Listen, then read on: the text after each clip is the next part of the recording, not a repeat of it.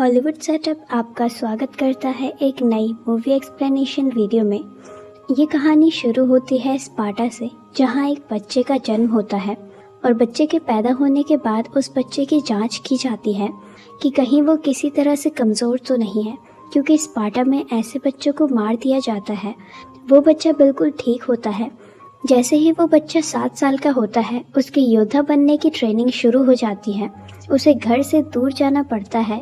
Sparta में सिर्फ एक ही चीज़ सिखाई जाती है कि वतन के लिए जान देना सबसे गर्व की बात है।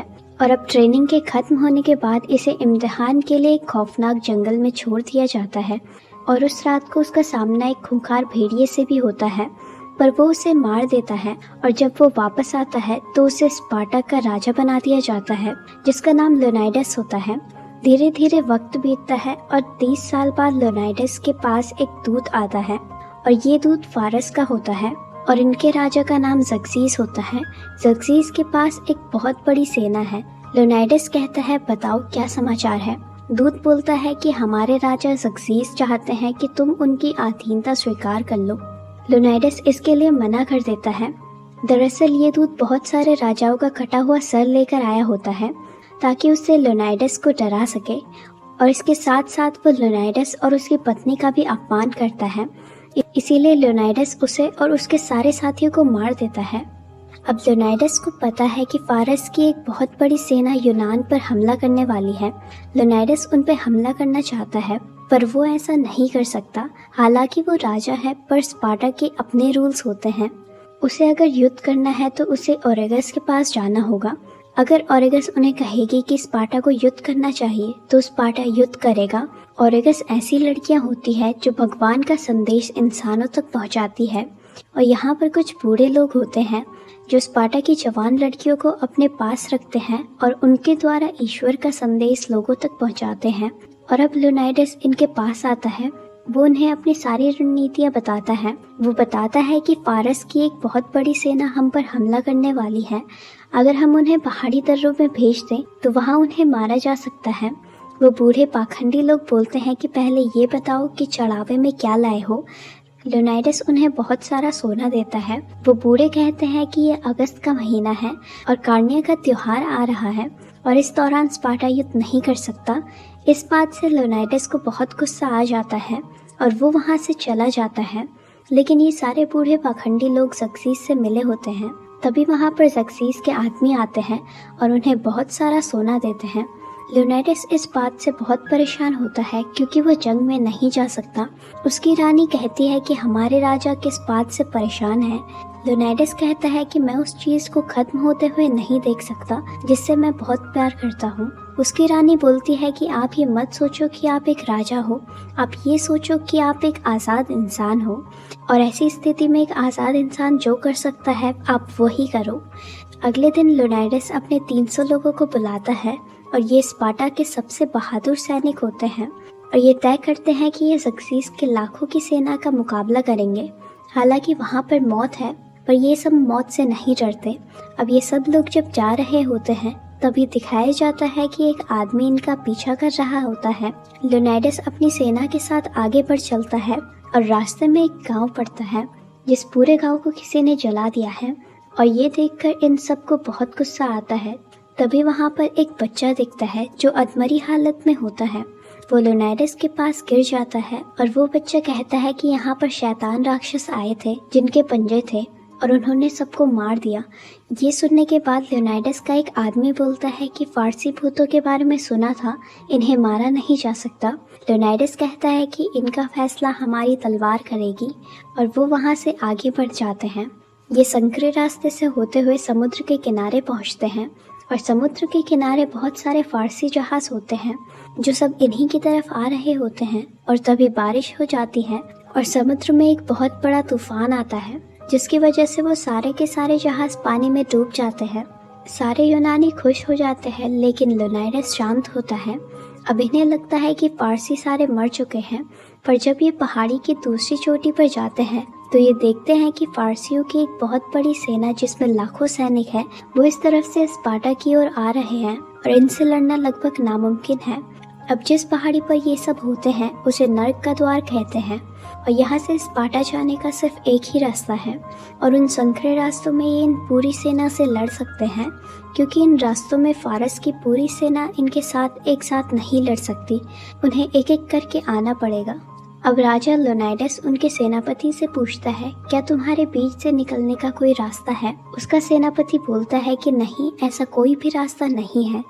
तभी वहाँ पर एफियाल्टिस आ जाता है और वो कहता है कि राजा, पश्चिम की तरफ से एक रास्ता है, वो चरवाहों का रास्ता है। अगर फारस की सेना वहाँ से आ जाए तो वो हमें चारों तरफ से घेर सकती है।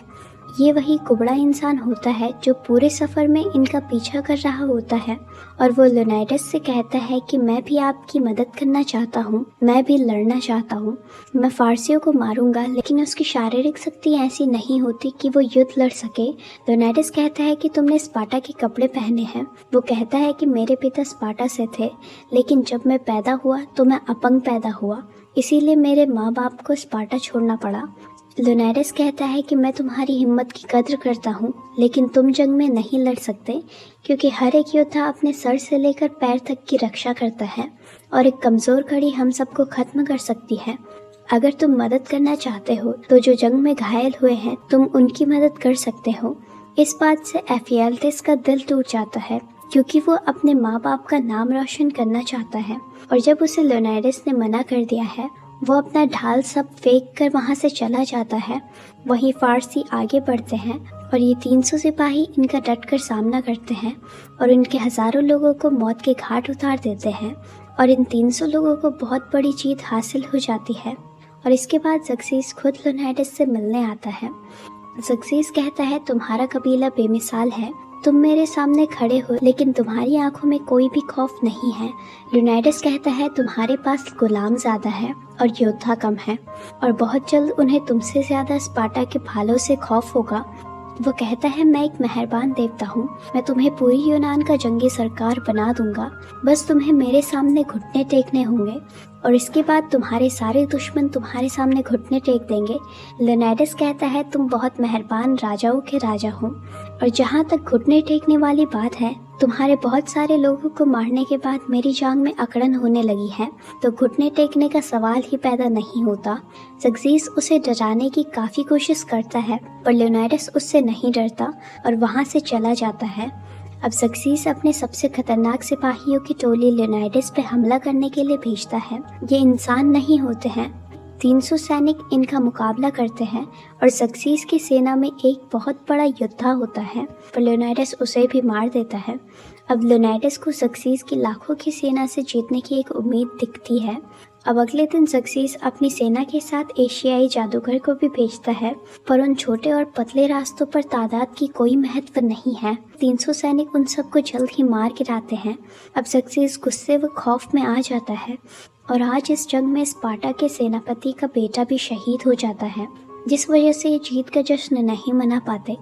वहीं दूसरी तरफ एफियाल्टिस जो लेओनाइडस से मिलने आया था, अब वो ज़र्क्सिस के पास जाता है। ज़र्क्सिस कहता है, मैं तुम्हें वो सब दूंगा जिसके तुम हकदार हो, बस तुम मुझे वो रास्ता बता दो जिससे हम इन स्पार्टियन को चारों तरफ से घेर लें। और एफियाल्टिस उसकी बात मान जाता है।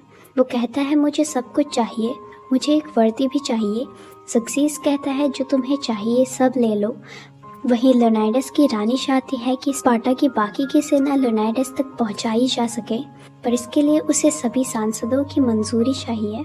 इन्हीं सांसदों में से एक सांसद ज़र्क्सिस से मिला होता है और वो बिल्कुल नहीं चाहता कि स्पार्टा की सेना उन 300 लोगों की मदद करने जाए। रानी उसे रात को बुलाती है। वो उससे कहती है कि मुझे तुम्हारे वोट की ज़रूरत है, अगर तुम अपना वोट दोगे तो उन 300 लोगों की मदद हो सकती है। वो कहता है कि मैं उनकी मदद क्यों करूं, उससे मुझे क्या फ़ायदा होगा।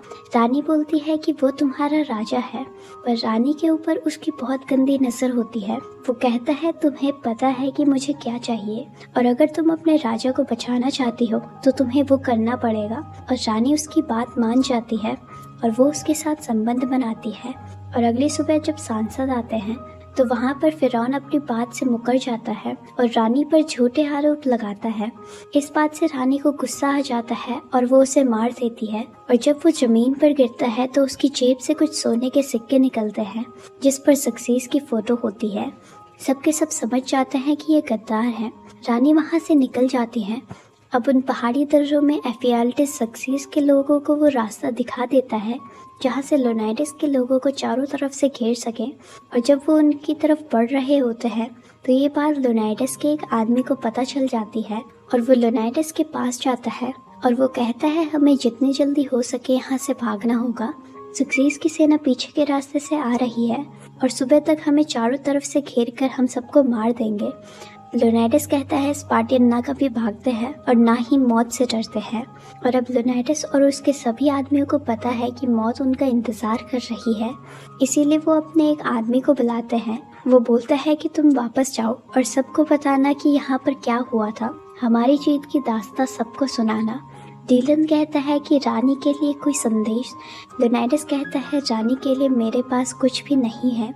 वो उसे एक लॉकेट देता है और इसके बाद वो वहाँ से चला जाता है और अगली सुबह इन्हें चारों तरफ से घेर लिया जाता है। तभी सक्सीस का एक आदमी कहता है कि अगर तुम सक्सीस के सामने घुटने टेक दो तो पूरी यूनान के जंगी सरदार बना दिए जाओगे। अब लोनाइडस अपना कवच उतार देता है और अपने घुटनों के बल बैठ जाता है। इसके बाद वो अपने एक आदमी को आवाज़ लगाता है। स्टैलियस भागता हुआ आता है और लोनाइडस के ऊपर पैर रखकर उछलता है और सक्सीस के दूत को मौत के घाट उतार देता है। ये सब देखने के बाद सक्सीस कहता है मार डालो इन सबको।